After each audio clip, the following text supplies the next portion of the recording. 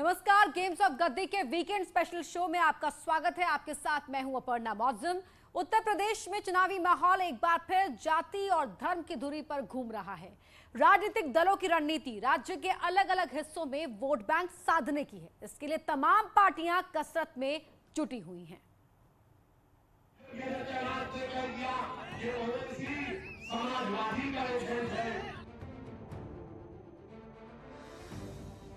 अरे कुछ तो अब्बा जान से सीखे होते कि वैक्सीन लेने का प्रभाव क्या पड़ता है, जिसमें कितना भेदभाव हो, जाति का भेद, धर्म का भेद।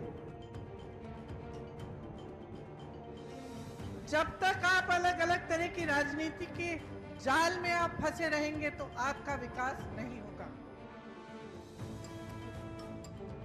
दूसरे लोगों को पाकिस्तान और जिन्ना याद आने लगा।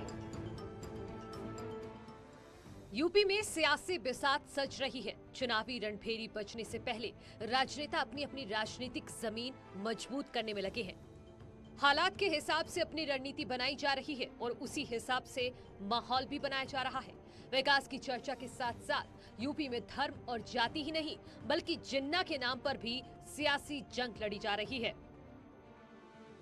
गन्ने की मिठास को कुछ लोगों ने कड़वाहट में बदल करके यहां पर दंगों की एक जो श्रृंखला खड़ी की थी, आज ये देश के अंदर एक नया द्वंद्व बना है कि ये देश गन्ने की मिठास को एक नई उड़ान देगा या जिन्ना के अनुयायियों से फिर दंगा करवाने की शरारत करवाएगा।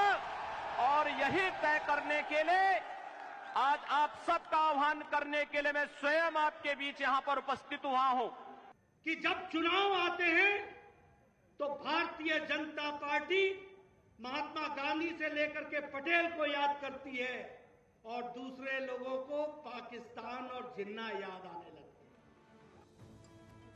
है। धरातल पर कौन मजबूत है, हकीकत क्या है, ये तमाम सवाल तो हैं। लेकिन इन सवालों के इतर यूपी का चुनाव धर्म की धुरी पर घूम रहा है। मजहबी वोट कैसे हासिल किया जाए, इसके लिए सबकी अपनी अपनी चाल है।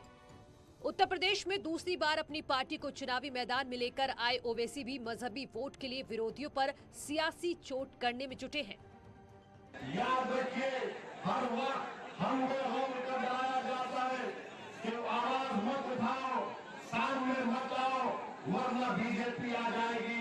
मैं आपसे कह रहा हूं कि आपको आवाज उठाना है, आपको सामने आना है, आपको नेता बनना है और आप बीजेपी को हारेंगे इंशाअल्लाह।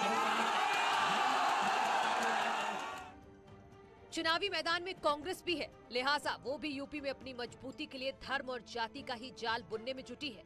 रैलियों के सहारे रास्ता बन सके, इसके लिए खुद प्रियंका गांधी अब वही राग छेड़ रही हैं, जो राज्य की राजनीति का अहम हिस्सा रही हैं।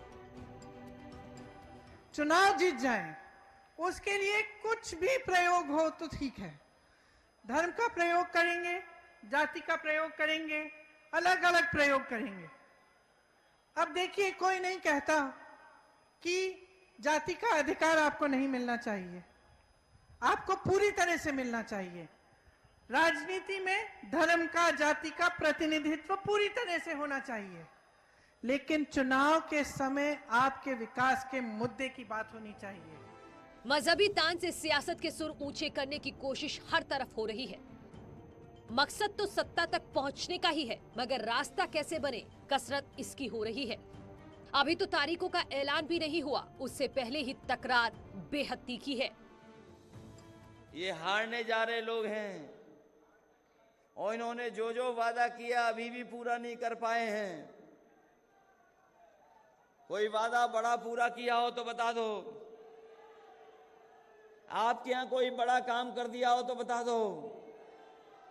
इस सरकार का केवल एक ही काम है, नाम बदल देना,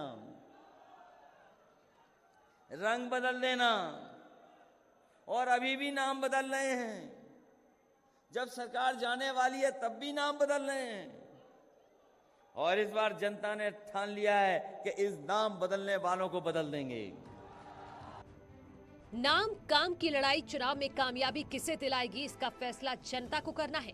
लेकिन उत्तर प्रदेश में चुनाव से पहले सीएए और एनआरसी की भी एंट्री हो चुकी है।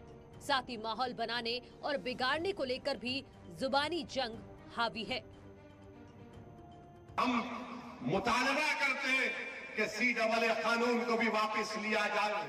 हमसे मीडिया वाले पूछ रहे हैं कि अगर नहीं करे तो क्या करेंगे। अगर NPR और NRC का कानून बनाएंगे तो हम दोबारा रोड पे निकलेंगे। यहीं पर भी शाहीन बाग बनेगा इंशाअल्लाह ताला। याद रखना, हम खुद आएंगे यहां पर। हम मुतालबा करते हैं कि CAA का कानून वापस लिया जाए। और ये जो किसान है वो सही पहचान लिए बीजेपी को, और बीजेपी और मोदी और अमित शाह को। वो उनकी बात का यकीन नहीं कर रहे। आज यहां पर मैं चेतावनी दूंगा उस व्यक्ति को जो यहां पर सिटीजनशिप अमेंडमेंट एक्ट के नाम पर फिर से भावनाओं को भड़काने का कार्य कर रहा है। और भाइयों बहनों, मैं इस अवसर पर चाचा जान और अब्बा जान के नैया से कहूंगा कि वे सावधान होकर के सुन लें। अगर प्रदेश की भावनाओं को भड़का करके माहौल खराब करोगे तो फिर सख्ती के साथ सरकार निपटना भी जानती है। माहौल चुनाव का है, लिहाजा बयानबाजी हावी होना भी आम बात है। ओवैसी की कोशिश मुस्लिम मतदाताओं में सेंधमारी की है, तो अब उन्हें एजेंट कहे जाने पर ऐतराज होने लगा है।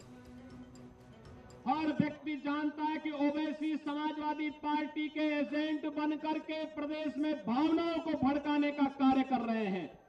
लेकिन उत्तर प्रदेश आज इस दिशा में आगे बढ़ चुका है। अब दंगा नहीं, दंगा मुक्त प्रदेश के रूप में उत्तर प्रदेश की पहचान है। जो उत्तर प्रदेश के मुख्यमंत्री योगी आदित्यनाथ ने कह दिया ये ओवैसी समाजवादी का एजेंट है, समाजवादी पार्टी बोलती ये ओवैसी बीजेपी का एजेंट है, कांग्रेस बोलती ये ओवैसी बुलाकर भी की है।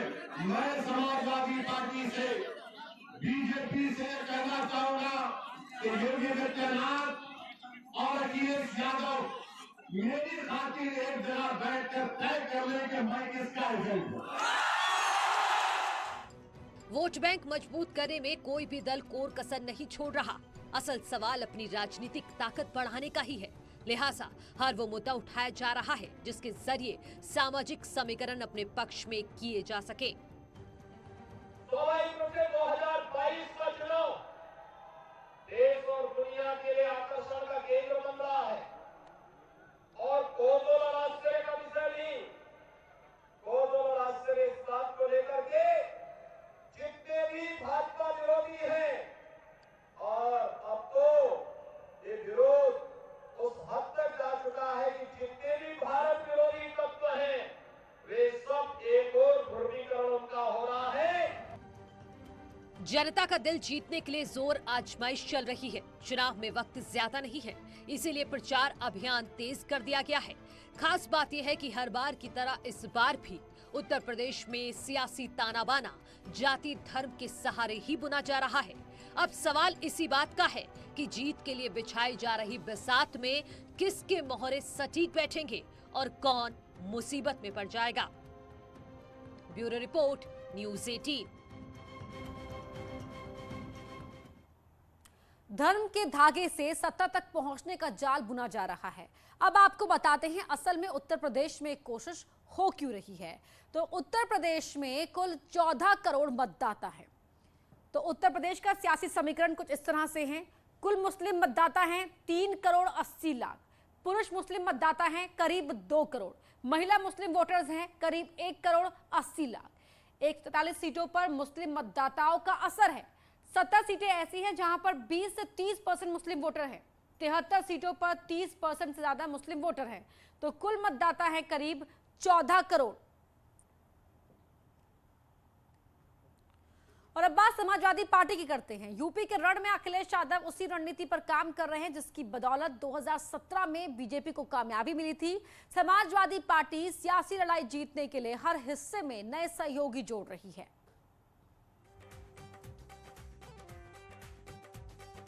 अब के चुनाव में हमरे वोटन का ऐसा रेला हुई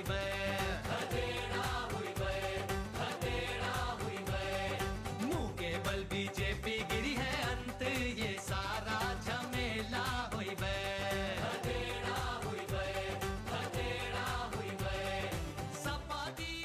2017 में सत्ता से बेदखल हो चुके अखिलेश यादव क्या 2022 में सत्ता का स्वाद चख पाएंगे? किस तरीके से कानून व्यवस्था चौपट हुई उत्तर प्रदेश में, लोग हत्या हो रही लोगों की, बेटियों के साथ क्या घटनाएं नहीं हो रही हैं। पूरब से पश्चिम तक छोटे छोटे दलों के साथ तालमेल बनाकर क्या अखिलेश यादव यूपी का सिंहासन हासिल कर पाएंगे? सब लोगों को जोड़ करके, सब रंगों को साथ ला करके उत्तर प्रदेश को बनाने का काम और गुलदस्ता बनाने का काम कर रही है समाजवादी पार्टी। अखिलेश यादव की पार्टी का मुकाबला सीधे बीजेपी से होना है, लिहाजा माहौल भी उसी हिसाब से तैयार किया जा रहा है। आजादी के इतने सालों तक तो उत्तर प्रदेश को ताने सुनने के लिए मजबूर कर दिया गया था।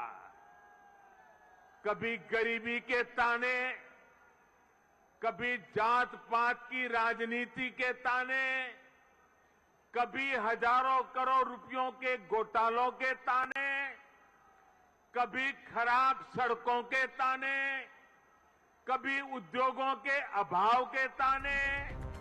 बीजेपी ने जिस बिसात के सहारे 2017 में सत्ता पाई थी, अखिलेश भी अब उसी रास्ते पर चल रहे हैं, यानी गठबंधन के जरिए वो जीत हासिल करना चाहते हैं।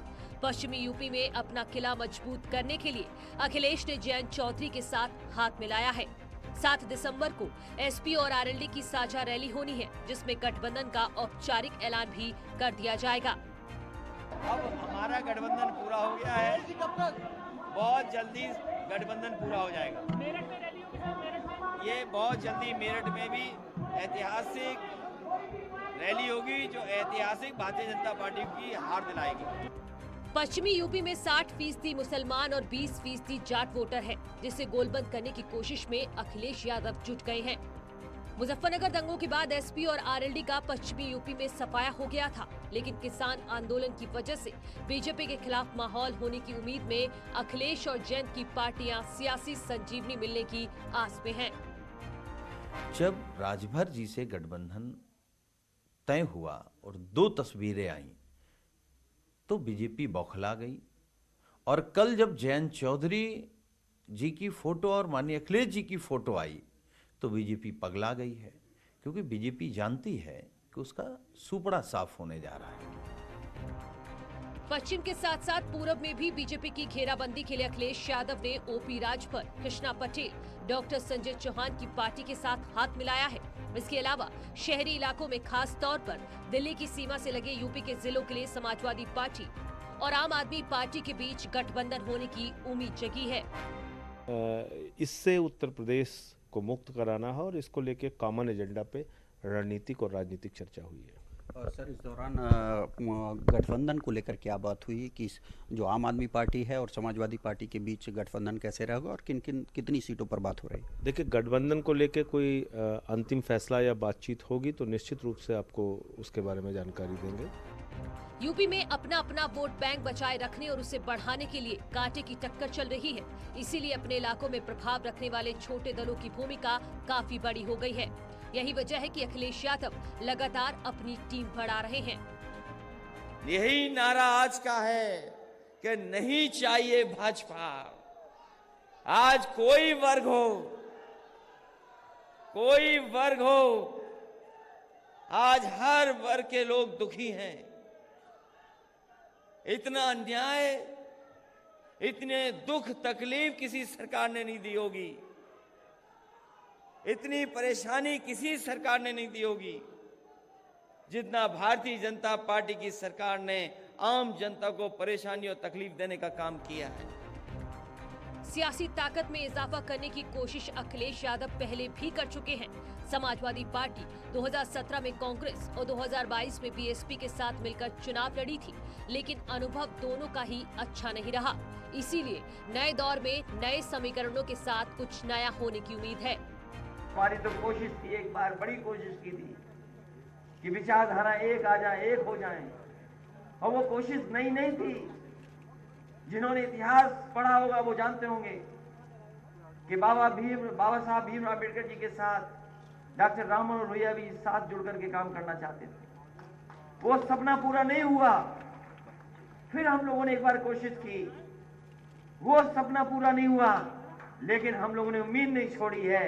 22 में वो सपना पूरा करने का काम हम सब लोग मिलकर के करेंगे। यूपी चुनाव में जनता का मूड भांपने की कवायद तमाम दल कर रहे हैं। वोट बैंक को मजहबी चश्मे से भी देखा जा रहा है।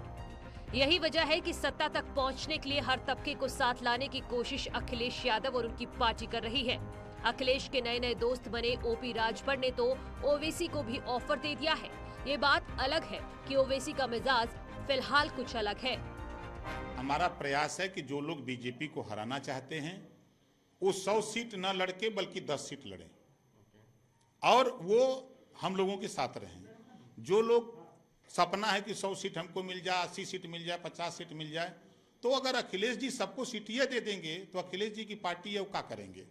तो उनका भी कहना है कि भाई उतने सब लोग लड़ो, जितना आपके क्षमता है, जो आपके संगठन जितना है, जितना लोग आपके साथ हैं, उतनी बात करो आप। तो लोग ज्यादा बात कर रहे हैं तो हमारा प्रयास हो रहा है, हम समझाने का प्रयास कर रहे हैं कि हमारा हाल तो ऐसा है कि योगी बोलते ये समाजवादी का एजेंट, अखिलेश बोलते ये बीजेपी का एजेंट, कांग्रेस बोलते ये बीजेपी की। तो एक बात तो मालूम हो गई कि पूरे उत्तर प्रदेश और पूरे भारत में अगर किसी को किसी से मोहब्बत है, यानी मैं लैला हूं, ये लखनऊ की गद्दी तक पहुंचने के लिए अखिलेश यादव समूचे उत्तर प्रदेश में क्षेत्रीय और जातीय समीकरण साधने पर जोर दे रहे हैं। 2017 में इसी रणनीति के तहत अमित शाह ने बीजेपी को सत्ता तक पहुंचाया था, लेकिन क्या अब की बार अखिलेश यादव वैसा ही चमत्कार कर पाएंगे? ये सवाल सियासी फिजाओं में हर तरफ तैर रहा है। सत्ता पाने के लिए अखिलेश यादव पूरा जोर लगा रहे हैं। मौजूदा हालात के हिसाब से हर कोशिश की जा रही है जिसके जरिए जनता तक अपना संदेश पहुंचाया जा सके। लेकिन सवाल ये है कि क्या उनकी रणनीति कारगर साबित होगी? क्या बीजेपी से मुकाबला करने में अखिलेश की टीम कामयाब होगी? क्या छोटे दल अखिलेश को बड़ी जीत दिला पाएंगे? Bureau report, news 18। और यहाँ रुक रहे एक छोटे से ब्रेक के लिए, जल्द लौटते हैं।